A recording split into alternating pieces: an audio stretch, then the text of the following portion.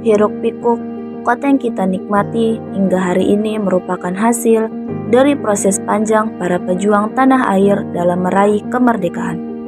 Proses panjang para pejuang tanah air untuk sejenak melupakan suku, agama, serta golongan untuk bersatu memberikan kemerdekaan pada bangsa ini. Di gedung inilah upaya para pejuang dalam meraih kemerdekaan dapat kita saksikan. Gedung yang didirikan sekitar tahun 1920 dengan arsitektur Eropa merupakan tempat disusunnya naskah proklamasi kemerdekaan bangsa Indonesia. Gedung ini mempunyai luas tanah sekitar 3.914 meter persegi dengan luas bangunan 1.138 meter persegi. Pada tahun 1931, gedung ini dikelola oleh PT Asuransi Jiwasraya ketika pecah perang Pasifik. Gedung ini dipakai British Coastal General sampai Jepang menduduki Indonesia. Pada masa pendudukan Jepang merupakan rumah yang dihuni oleh Laksamana Tadashi Maeda, kepala kantor penghubung antara Angkatan Laut dengan Angkatan Darat.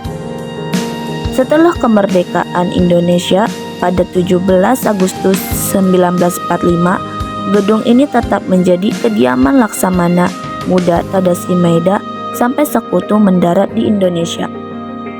Pada September 1945, pemindahan status kepemilikan gedung ini terjadi dalam aksi nasionalisasi terhadap bangsa asing di Indonesia. Gedung ini diserahkan Departemen Keuangan dan Pengolahannya Asuransi Jiwasraya pada 1961. Gedung ini dikontrak oleh Kedutaan Inggris sampai dengan 1981. Selanjutnya, gedung ini diterima oleh Departemen Pendidikan dan Kebudayaan pada 28 Desember 1981. 1982, gedung ini sempat digunakan oleh Perpustakaan Nasional sebagai perkantoran. Gedung ini menjadi sangat penting artinya bagi bangsa Indonesia karena pada 16 sampai 17 Agustus 1945 terjadi peristiwa sejarah, yaitu perumusan naskah proklamasi bangsa Indonesia. Oleh karena itu, pada tahun 1984, Menteri Pendidikan dan Kebudayaan Profesor Nugroho Noto Susanto menginstruksikan kepada Direktorat Permusiuman agar merealisasikan gedung bersejarah ini menjadi Museum Perumusan Naskah Proklamasi. Berdasarkan surat keputusan Menteri Pendidikan dan Kebudayaan tanggal 24 November 1992, gedung yang terletak di Jalan Imam Bonjol nomor 1 ditetapkan sebagai Museum Perumusan Naskah Proklamasi, yaitu sebagai unit pelaksana teknis di bidang kebudayaan di bawah Direktorat Jenderal Kebudayaan, Departemen Pendidikan dan Kebudayaan. Museum Perumusan Naskah Proklamasi berada di lingkungan Kementerian Pendidikan dan Kebudayaan berdasarkan Peraturan Menteri Pendidikan dan Kebudayaan Nomor 47 Tahun 2012 tanggal 20 Juli 2012. Dalam bangunan bergaya Eropa ini terdapat 4 ruangan. Yang pertama terdapat Temuan dengan Maeda. Pada tanggal 16 Agustus tahun 1945, Bung Karno, Bung Hatta, dan Ahmad Subarjo diterima oleh Laksamana Muda Tadashi Maeda di kediamannya sekitar pukul 22.00 sepulang dari Rengas Dengklok. Mereka menjelaskan kepada Maeda tentang akan diadakannya pertemuan untuk persiapan menjelang Indonesia merdeka. Maeda memberitahukan pesan Gunseikan pemerintah militer Jepang kepada rombongan yang pulang dari Rengas Dengklok agar menemuinya. Kemudian mereka dengan ditemani Maeda dan Miyoshi Kichiro, juru bicara Angkatan Darat Jepang, mereka ke Gunseikan dan bertemu dengan Mayor Jenderal Nishimura Otoshi. Mayor Jenderal Nishimura menjelaskan bahwa pihak Jepang tidak dapat membantu karena telah ada kesepakatan dengan pihak sekutu untuk mempertahankan status quo di Indonesia. Ia juga melarang adanya rapat yang akan dilangsungkan di rumah Maeda.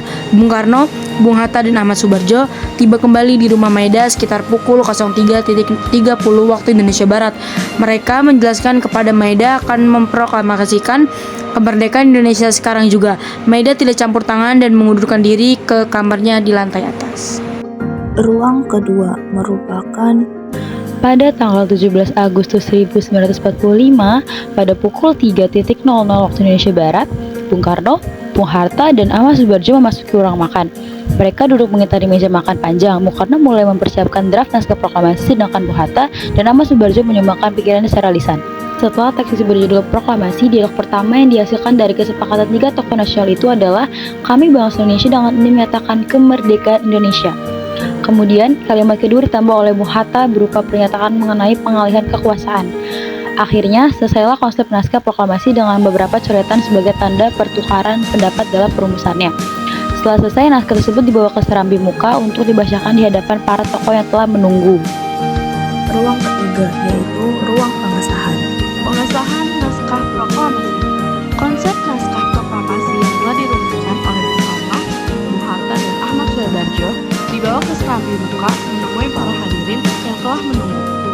Bung Karno kemudian membacakan rumusan pernyataan kemerdekaan yang telah dibuat itu secara perlahan-lahan dan berulang-ulang. Sesudah itu, beliau bertanya pada para hadirin, setuju atau tidaknya terhadap rumusan itu. Menurut Bung Hatta, jawaban dari hadirin adalah gemuruh suara menyatakan setuju. Kemudian diulangi lagi pertanyaan oleh Bung Karno, benar-benar saudara setuju? Jawabannya adalah sama, yaitu setuju. Kemudian sempat timbul pertentangan pendapat mengenai siapa yang akan menandatangani naskah proklamasi tersebut. Akhirnya, Soekarni maju ke muka dan dengan suara lantang mengatakan, bukan kita semua yang hadir di sini harus menandatangani naskah. Cukup 2 orang saja menandatanganinya atas nama rakyat Indonesia, yaitu Soekarno dan Hatta. Usul itu pun diterima hadirin dengan tepuk tangan dan berseri. Kemudian, Bung Karno memerintahkan Sayuti Melik untuk mengetik naskah proklamasi tersebut. Ruang keempat yaitu pengetikan. Setelah konsep naskah proklamasi yang disusun oleh Bung Karno, Bung Hatta, dan Ahmad Subarjo disetujui oleh hadirin, Bung Karno meminta agar Sayuti Melik mengetik naskah proklamasi. Sayuti Melik mengetik naskah proklamasi di ruang bawah dekat dapur dengan ditemani oleh BM Diah. Pada saat pengetikan, Sayuti Melik melakukan perubahan 3 kata. Kata tempo menjadi tempo, kata wakil-wakil bangsa Indonesia berubah menjadi atas nama bangsa Indonesia. Begitu pula dalam penulisan hari, bulan, dan tahun. Setelah naskah proklamasi selesai diketik, segera dibawa kembali ke tempat hadirin untuk ditandatangani oleh Bung Karno dan Bung Hatta. Bung Karno dan Bung Hatta menandatangani naskah tersebut di atas piano yang terdapat di bawah tangga ruangan. Halaman belakang museum ada sebuah bunker rahasia selebar 5 cm, panjang 3 meter, dan tinggi sekitar 1,5 meter.